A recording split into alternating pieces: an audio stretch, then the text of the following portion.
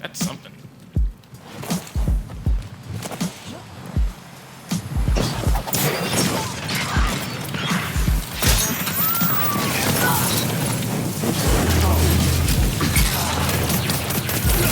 One opponent left.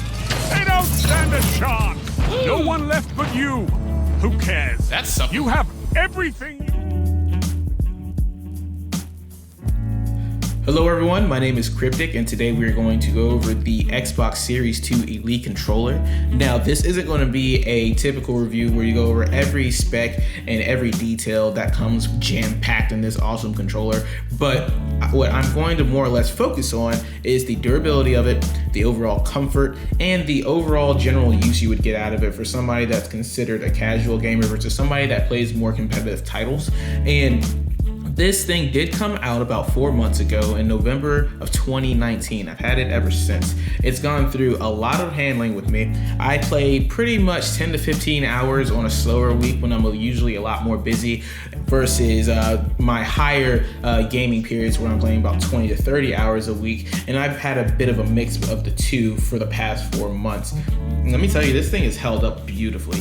My main issue that I had whenever I went to go get this was because I kept having controllers that I would probably within 3 months start having stick drift with, or I would start having trigger issues or bumper issues with them. And I've gone through controller after controller after controller.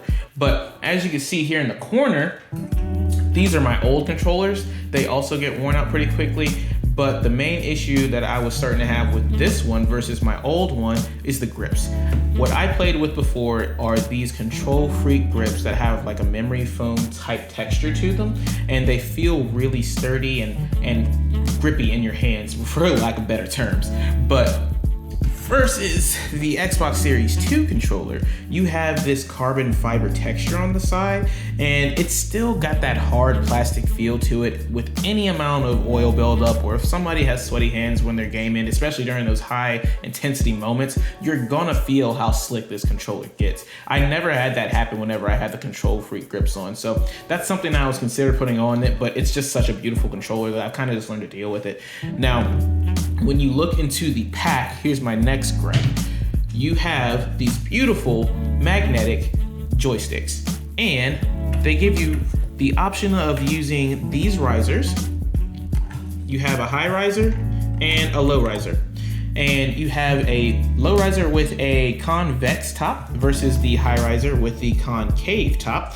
And these are still pretty small. I don't know about you guys, but this just does not work for me. I feel like my thumbs slip off every time I would try to go and touch them. So I didn't even give those a chance. I'm not gonna lie to you. I didn't give them a chance because I already own, and you probably already see them in the corner here, Control Freaks. These have a silicone texture to them. They're super reliable as far as grip is concerned. And I really like that they have the little designs on the inside of the thumbsticks because it adds a little bit more surface tension whenever you're trying to put pressure on the joystick. And of course, I use the low rise on my left, my walk button, and then the high rise on my aim button. And these feel excellent to me. These feel perfect. Now, as far as the backside is concerned, I do run trigger locks, the highest sensitivity trigger lock for my shoot button, of course, why wouldn't you? And then I have a mid-tier trigger lock for my grenade button, or what would be considered another action button for any other game. I'm speaking in terms of Destiny 2. If you understand me, you're awesome. If not, check out Destiny 2. It's a great game. It's my favorite game. But continuing on, not to digress, I started off learning these paddles by putting one on at a time and seeing how I could get my fingers to learn where they needed to go, get the muscle memory down, and trying to do the best that I could as efficiently as possible without ruining myself. And the problem is that when you learn how to use an Xbox Series 2 controller versus your standard controller, it's like trying to learn how to walk all over again, but with stilts on. So it was a big hurdle to overcome. It took me about a month of playing. I just have to do it with consistency, and you have to learn something new, just like you would with any other skill. And that was my biggest hurdle to overcome. And in between other games as well, you also have that issue of just trying to learn the controls. But if you have your button maps set to where you could use them universally through any game, it would help you out a lot more trying to learn those games. What I have right here is my A button, and I have my X button on the top on the backside right, and my Y button on the bottom on the backside right. And the reason I don't have 4 on is what I found is that when I would play games, because I kind of do a hybrid of the two, where I use buttons and depending on the situations I'm in, I will still use the paddles. If I had a 4th paddle on here, I pressed it way too much, way too much. And it was just an extra worry and concern that I had on my mind the entire time that I was gaming. So I just took it right off. I just play with the 1 on one side and 2 on the others. That's the beauty of this controller. You play exactly how you want, whatever is best for your playstyle. Now, continuing on, if you look inside of the case, you have this key.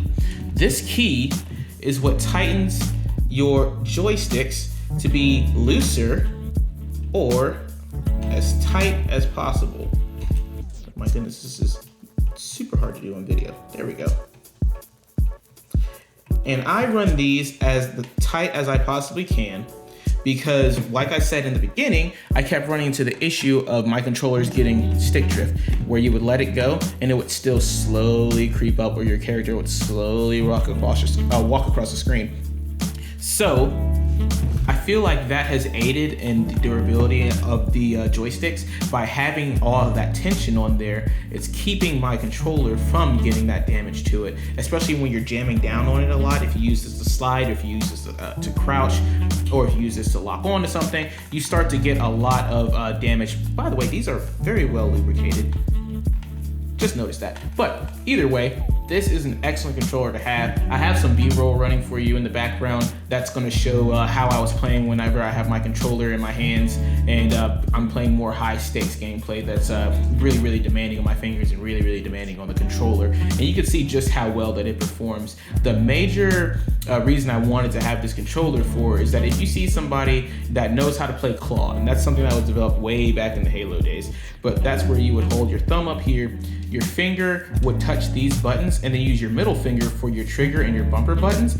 I could not learn to do that to save my life. I couldn't do it. It just made my hand hurt, and I felt like I was at a disadvantage because I had a buddy that would play this way, and he'd tell me all the time just how well he could jump and shoot and not lose track of anything. And I tried to pick B-roll that showed that off very well, just how well you can use another button to just enhance your mobility or enhance your gameplay and your movement without it really being that big of an advantage, because it's something that you still have to learn over time. It's something that you have to get good at. So that's how I use my A button down here, and I look around and aim and shoot, and everything's beautiful.